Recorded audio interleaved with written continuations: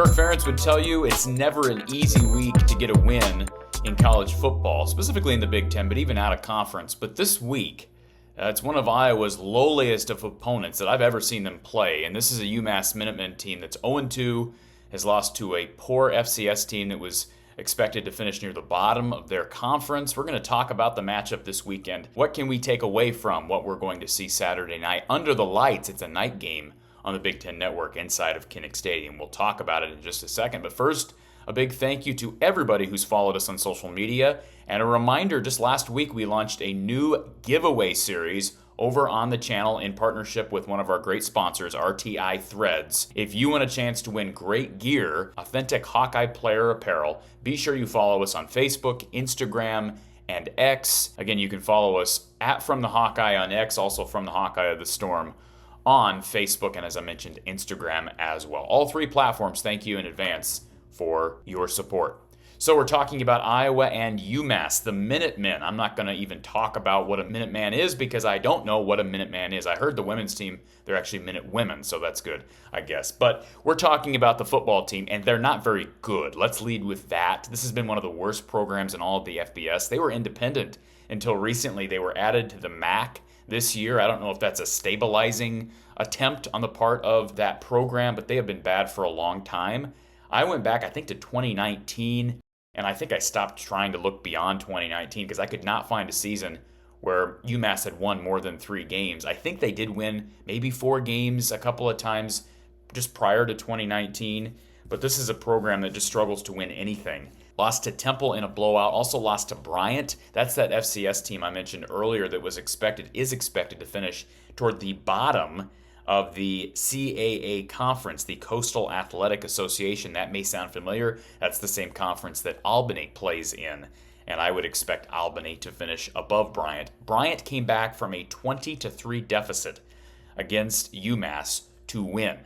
That is concerning, startling. So UMass is 0-2, and by the way, they have, numbers-wise, been one of the worst teams offensively over the last 5 to 6 years. You may recall, if you were looking through some of Iowa's offensive stats toward the end of the Brian Ferentz era, you would often see Iowa, maybe UConn, UMass, and then, of course, some of the military schools, Army, etc.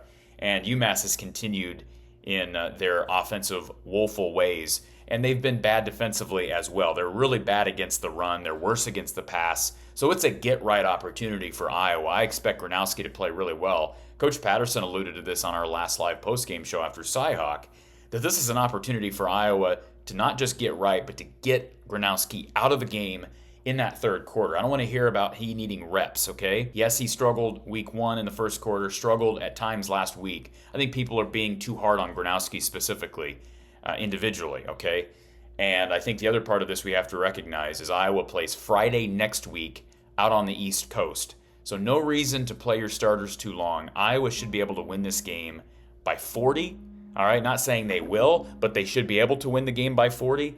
And if they can do that, then you got to get Gronowski and these starters out of the game. Certainly Gronowski would be one at the top of my list. Those linebackers, because they're not real deep at linebacker. Those safeties, they need to be out of the game as much as possible. O-line, those guys are valuable. So I expect Iowa to score at least 35. I mean, this is a Minuteman team that's giving up 35 a game. Again, against the schedule of Temple and Bryant. And how about this? Earlier this week, it was reported after a press conference from UMass's head coach that they are expected to be down a bunch of starters, okay? 2 wide receivers. 2 of their top 3 wide receivers are out. Their quarterback is out. Their top 2 cornerbacks are out. Their starting strong safety is out. Their starting defensive edge is out. Their starting left guard and a backup left tackle. Those guys were reported as out earlier in the week. Things can change with some days to get healthy. But definitely their starter, I believe their transfer starter this week is from Yale. They got a bunch of transfers because they're just trying to rebuild this thing. And again, they've just been bad. In fact, they were featured in ESPN's bottom 10 this week. If you've never read that satire piece, I believe it's written by Ryan McGee of ESPN. UMass was number 1 on the list. Here's what McGee had to say about what he called UMass. They're 0-2. The Minutemen started their game against the Bryant Bulldogs, who were picked to finish 13th in the 14-team FCS CAA conference. UMass had an FPI calculated chance of winning at 90%, and that was before the game even started. Then they went up 20-3 in the first half, but lost on a walk-off field goal. It's the biggest turnaround for a Bryant since Kobe's baseline fadeaway. Okay, there's the satire, there's the ha-ha there, but some of that satire, right? But UMass has been in this lower tier, bottom 10, whatever you want to call whatever McGee does, and just the perception of college football in that FBS. They've been at the bottom for a long time. So Iowa should walk all over them. As far as what to watch for, you just got to be able to see those receivers. Those receivers just need production, all right? Because I do believe the receivers are better than they've shown. You're not going to probably believe me until you see it, and I need to see it as well to really have strong belief in that. If they struggle at all against UMass, it's a big red flag. Okay, 3 games in, it's a big red flag. They struggled in the first half against Albany, but it was game 1. They got to go out there and just absolutely romp this team. I think they'll do that. Stay tuned. I'll give you my score prediction early in the day, probably Saturday, if not late Friday. But we'll have post-game coverage with myself and Coach Don Patterson after the game right here from the Hawkeye of the Storm, talking about the game, talking about the big picture, and much more. Right here from the Hawkeye of the Storm, Iowa post-game with Coach Don Patterson. We'll talk to you Saturday night after the game under the lights against the UMass Minutemen.